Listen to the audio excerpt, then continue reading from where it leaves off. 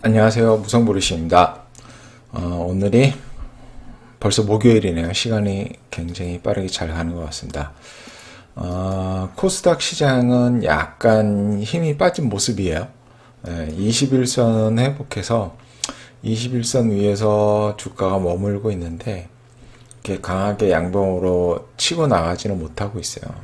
다시 21선을 이렇게 돌리는 작업을 하고 있는데 21선만 깨지 않고 내려오지 않으면 이렇게 상승 추세로 다시 돌려서 갈 것 같아요. 근데 또 21선 깨고 내려오면 살짝 흔들릴 수는 있겠죠.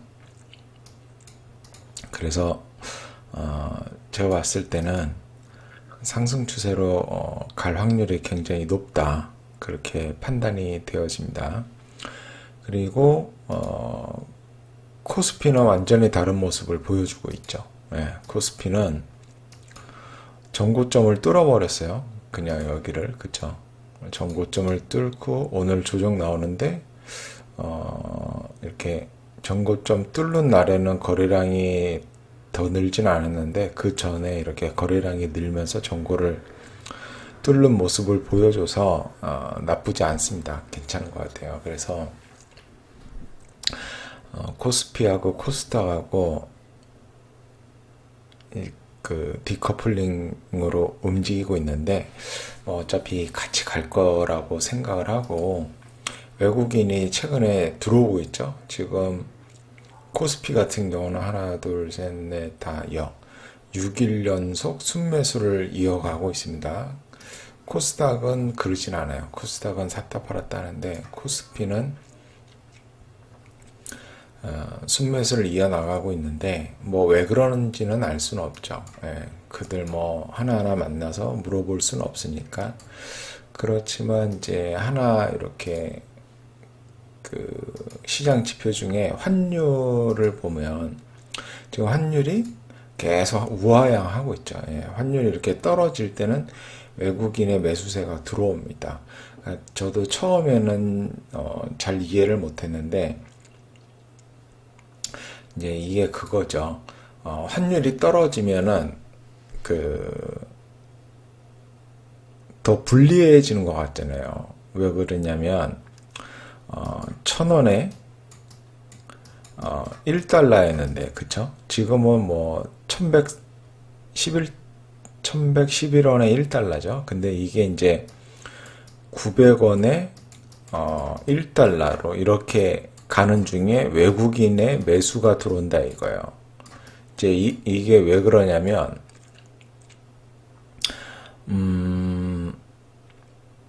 나중에 요게 결국은 이쪽으로 이렇게 갈 거라는 거죠. 나중에. 그래서 환차익까지 먹을 수가 있는 거예요. 외국인은. 그러니까 예를 들어서 1,000원에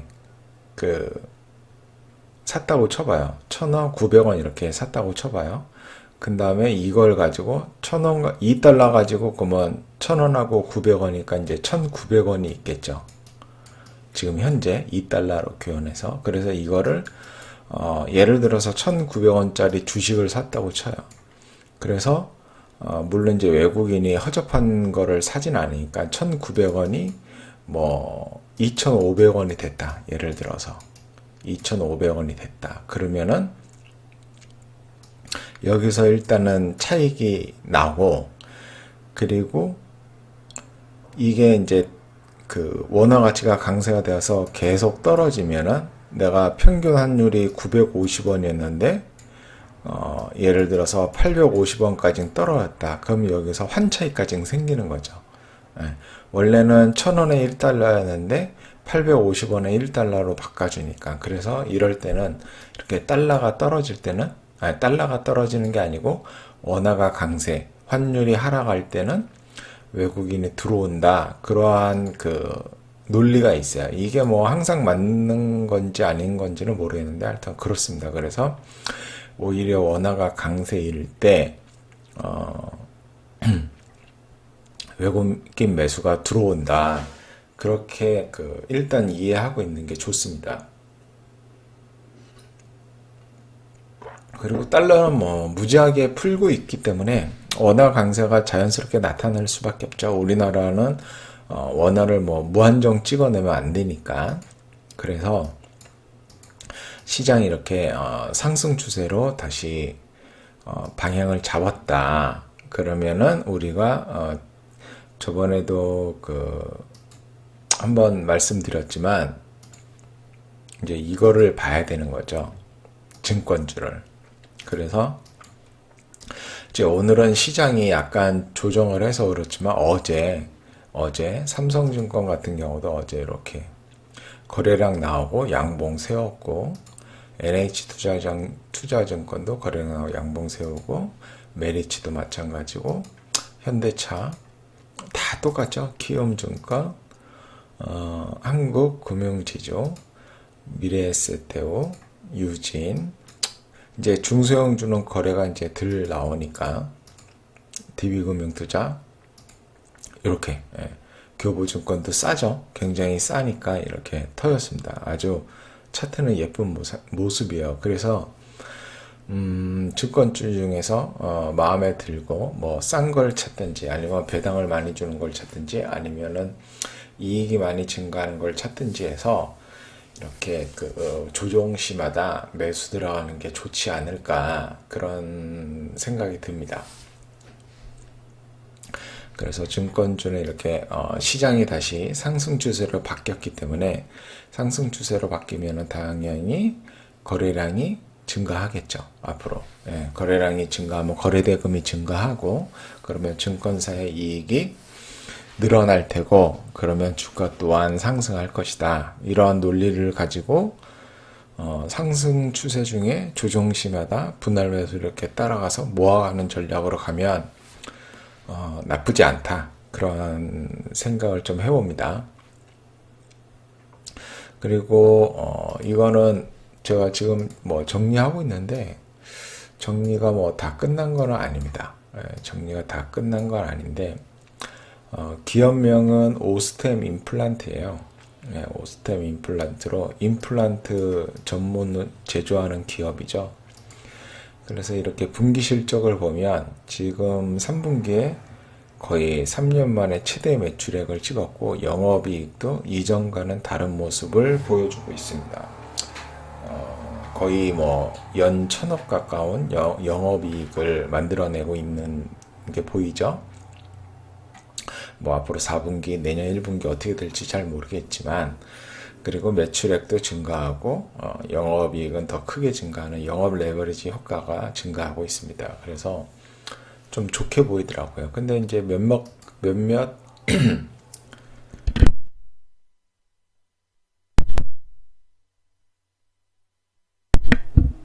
몇몇 가지는 좀 좋지 않은 모습도 보여요. 근데 이제 장기적인 어떤 시계열로 이렇게 보게 되면은 이렇게 매출액도 꾸준히 우상향하는 모습을 보여주고 있고, 영업이익은 그런 건 아닌데 장기적으로 보면 영업이익도 이렇게 꾸준히 우상향하는 모습을 보여주고 있습니다. 그래서 아무래도 뭐 고령화 수혜주, 그렇죠. 이제 그 평균 수명이 굉장히 늘고 있죠. 늘고 있는데 우리가 이제 치아 관리를 잘 못하면 임플란트를 이제 사용할 수밖에 없죠. 그래서 이제 장기적인 성장성이 보이는 기업입니다. 그런 기업이 싸게 거래되거나 저렴할 때 사면은 되겠죠. 저평가할 때. 근데 뭐 몇 가지 문제점이 보이긴 합니다. 뭐 이거를 뭐 해결할 수는 없지만, 이렇게 현금 전환 기간이 상당히 깁니다. 상당히 길고, 왜 그러냐면 재고자산이 무지하게 높아요. 재고자산이 계속 늘어나고 있고, 보시면 여기 보면은 재고자산 회전율이 잘 이해가 안 되는 부분이 있어요. 이 업계가 그런 건지, 제가 이제 오스템만 만들고 레이랑 덴티엄은 이걸 안 만들었는데 조금 약간 다른 것 같아요. 회계 정책도 다르고, 그리고 하여튼 이런 게 너무나 재고 자산이 너무나 안 돈다. 예, 매출액의 거의 많은 부분을 가지고 있고, 그리고 좀 방만 경영을 한다 이러한 거를 조금 느껴집니다. 왜냐면 차입금이 계속 증가하고 있어요. 예, 차입금이 이렇게 장단기 차입금이 이렇게 계속 증가하고 있습니다. 그래서 재무 구조가 그렇게 우량하진 않다. 물론 뭐 현금도 2분기 현재 약 1,600억 정도 있어서 뭐 문제될 건 없지만 그런 게 조금 방만하게 경영하고 있다. 그런 게 좀 보여지는 것 같고,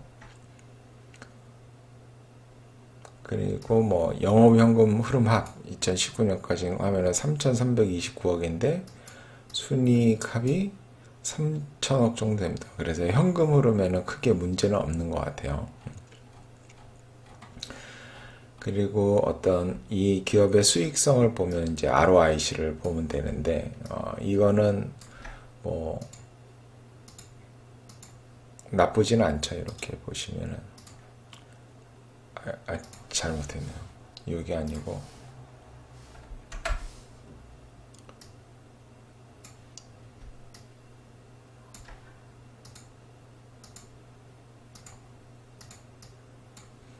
이렇게 보면은 10%대에서 최근에 20%대, 그죠? 이거는 3분기까지이고 2017년 잠깐 줄었다가 이렇게 ROIC 투하 자본 수익률은 괜찮아서 수익성은 나쁘지 않은 것 같아요. 수익성은 나쁘지 않은 것 같고, 또 하나 살펴볼 것이 지금 PBR이 5.92배인데 좀 높은 편에 있죠. 지금 현재 조금 높은 편에 있다. 낮은 편에 있는 건 아니다. 이제 계속 성장하고 있으니까 최근에 주가가 많이 상승해서 그런 모습을 보여주고 있고, 그리고 PBR이 굉장히 높기 때문에 싸게 거래될 리는 없죠. 그리고 시가총액이 지금 약 5,600억 정도 하는데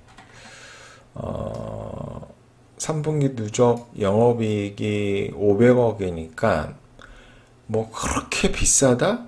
보기에는 좀 그렇습니다. 그렇게 비싸다고 판단하기에는 조금 애매한 게 있어요. 그리고 최저 ROE 같은 경우에는 이런 거는 할 수는 없겠죠. 18% 정도로 해도 이제 지금 싼지 비싼지는 판단하기가 좀 어렵지 않나 그렇게 됩니다. 근데 이제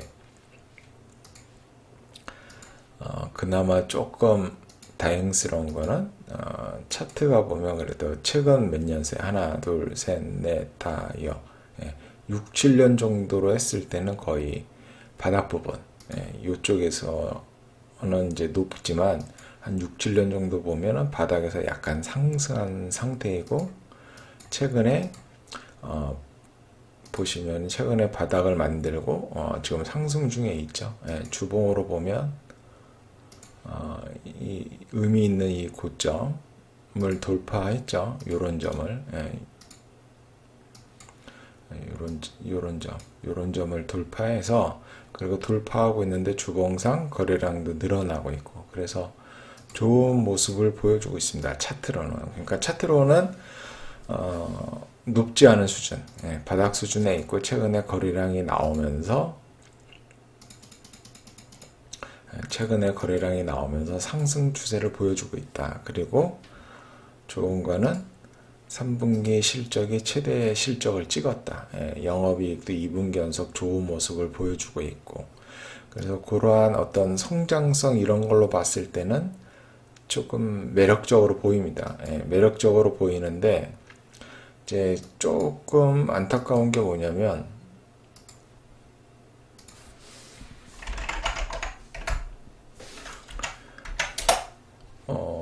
대표이사님이 이렇게 벌리는 걸 좀 좋아하는 것 같습니다. 벌리는 걸 좋아하는 것 같아요. 왜 그러냐면 이걸 보면 알 수가 있죠. 이렇게 해외 법인을 거의 뭐 판매 법인 같은데 이렇게 어마어마하게 만들어 놨어요. 판매 법인을 엄청 많죠. 뭐 이제 이런데 다른데 투자한 것도 있고, 오스템 다 판매 범위인 것 같습니다. 엄청 많고 미국은 이제 지분율이 좀 낮고 나머지는 거의 100%인데 여기 보시면은 일단 요 합이 반기상 마이너스 120억 정도 됩니다. 뭘 굳이 이렇게 많이 하는지 현지 유통망을 뭐 좀 이용하거나 아니면은 좀 급하게 하지 않아도 될 텐데 이렇게 어마어마하게 법인을 세우는지 요게 조금 아쉬운 부분이 있더라고요. 그래서 그나마 이제 좋게 보면은 해외 이 판매원들의 매출액 합과 순이익 추이입니다. 예, 보면은 이제 계속 늘어나고 있죠. 예, 매출액도 늘어나고 있고 영업 그 적자도 이렇게 줄어들고 있습니다. 이번에 3분기 보고서 나오면 다시 한번 체크를 해봐야겠죠.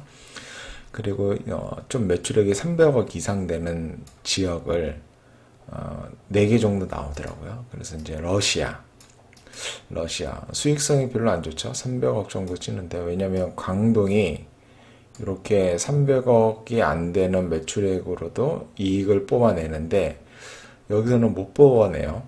러시아에서는. 그리고 미국에서는 매출액 규모가 더 큰데 불구하고도 못 뽑아내고 있고 물론 이제 경쟁이 심하니까 그러겠죠. 그리고 중국에서는 그러니까 중국, 광동 따로따로 있는 건데 매출액과 영업이익이 잘 나오고 있습니다. 현재. 그리고 이제 별도로 보면 별도는 이제 국내겠죠. 예, 국내인데 국내 어떤 이 매출액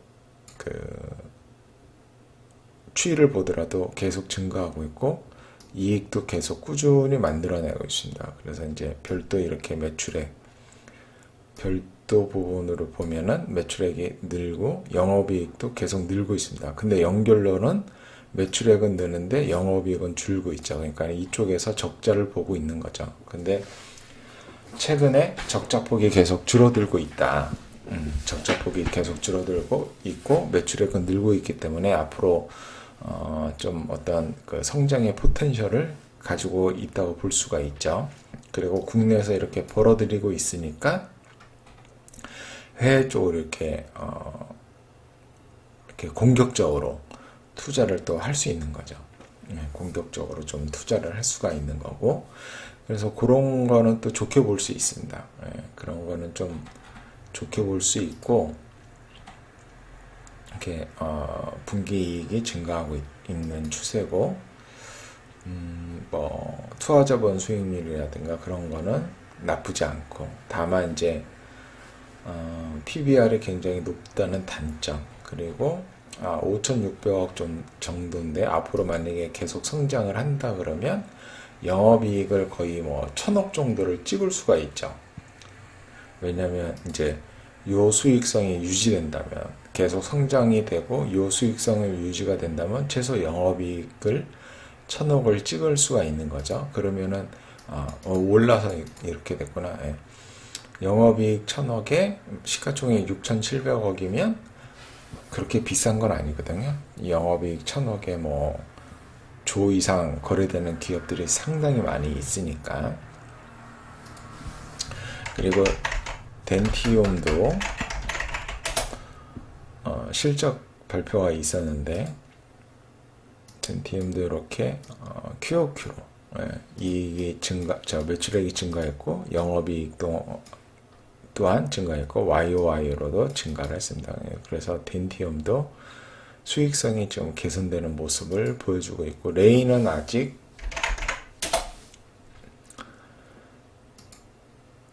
발표를 안 했어요. 실적 발표를 안 해서.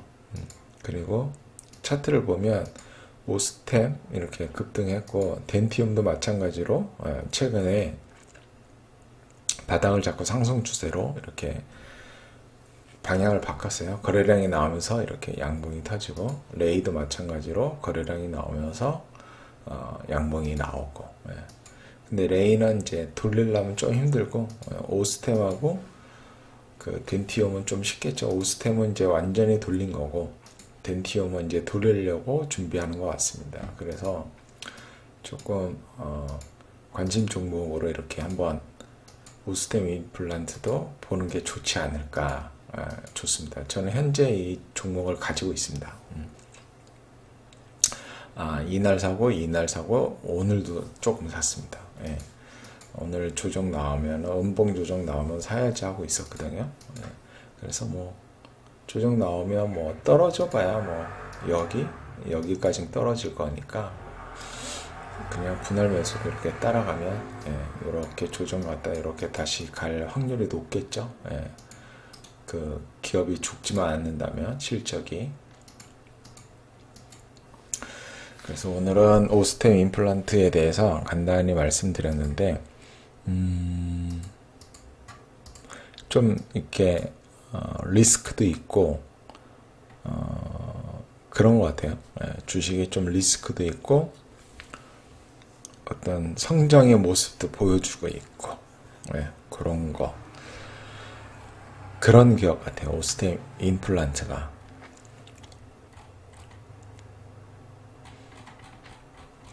일단 뭐 이쪽에 임플란트 쪽으로 관심 있는 분이라면 한번 그 공부해 보시기를 추천드립니다. 장기 성장주일 수밖에 없죠. 이것도 최근에 그 인구 고령화로 임플란트를 많이 하고 저희 어머니도 이제 이가 하나 안 좋아져서 최근에 임플란트를 했어요.